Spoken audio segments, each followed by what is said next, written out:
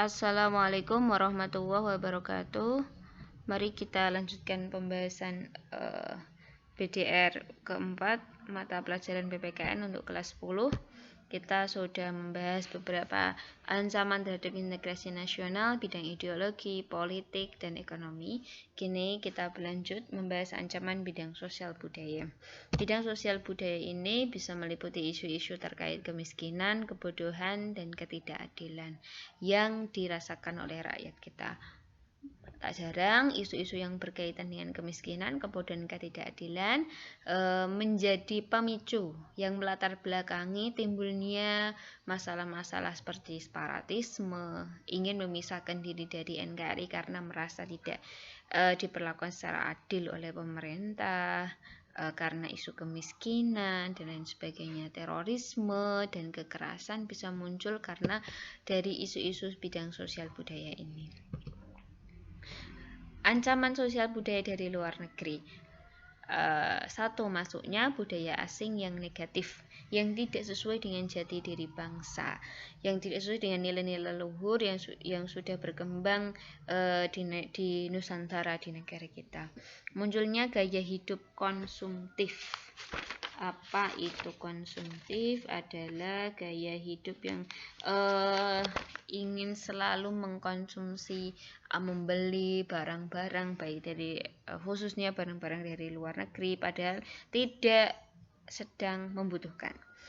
Hedonisme adalah suatu sifat yang mengagungkan kenikmatan pribadi, menganggapnya sebagai nilai hidup yang tertinggi. Jadi orang-orang yang seperti ini memaksa dirinya untuk mencapai kepuasan dan kenikmatan pribadi dengan mungkin melanggar norma-norma yang ada di masyarakat kita. Lalu ada individualisme, yaitu sifat mementingkan dirinya sendiri, dan ada gejala westernisasi, gaya hidup yang berorientasi yang mengikuti budaya barat tanpa melakukan seleksi lebih dulu. Seharusnya budaya barat yang positif itu bisa ditiru dan diaplikasikan di negara kita, tapi yang negatif jangan ditiru. Maksudnya begitu. Lalu lunturnya nilai-nilai agama dan memudurnya semangat gotong royong dan kesetiakawanan sosial. Penyelesaiannya gimana? Satu, mengembangkan potensi kebudayaan daerah, jadi masyarakat kita saling mengenal kebudayaan satu sama lain, tumbuh rasa simpati, lalu akan meningkatkan kecintaannya terhadap keanekaragaman Indonesia. Meningkatkan penguasaan iptek dan skill individu.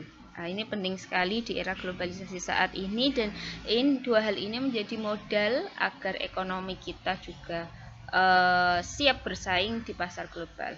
Penanaman nilai agama sejak dini dan membudayakan kegiatan yang mempromosikan persatuan dan kesatuan sehingga nilai-nilai gotong royong, toleransi yang sesuai dengan kepribadian bangsa kita itu tetap eksis. Next, ancaman di bidang pertahanan keamanan. Wujud ancaman di bidang ini sebenarnya adalah ancaman militer yang sudah kita pelajari, di mana ancaman tersebut menggunakan kekuatan bersenjata. Contoh nyata yang terjadi di masyarakat kita misalnya adalah konflik antar masyarakat, aksi teror bersenjata yang mengganggu keselamatan umum dan keamanan dan ketertiban. Penyelesaiannya gimana? Lagi-lagi sistem pertahanan keamanan kita namanya Sishankamrata, sistem pertahanan dan keamanan rakyat semesta. Komponen utamanya, kekuatan utamanya adalah TNI Polri. Dua institusi utama Hankam ini harus semakin dikuatkan. Yang selanjutnya adalah melibatkan seluruh komponen rakyat dalam meningkatkan pertahanan dan keamanan negara. Membangun hubungan baik dengan negara-negara di dunia untuk mendukung stabilitas politik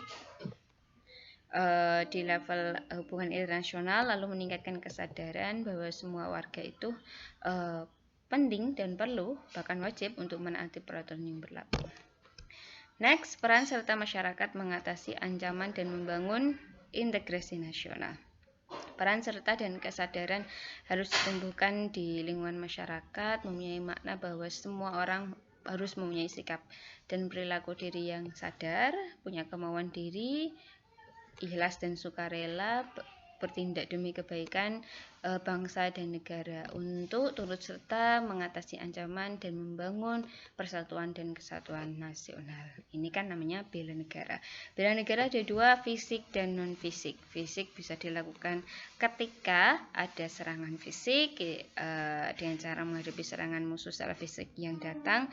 Bisa dilakukan oleh atlet terlatih seperti Menwa, Resimen Mahasiswa, dan Pertahanan Sipil.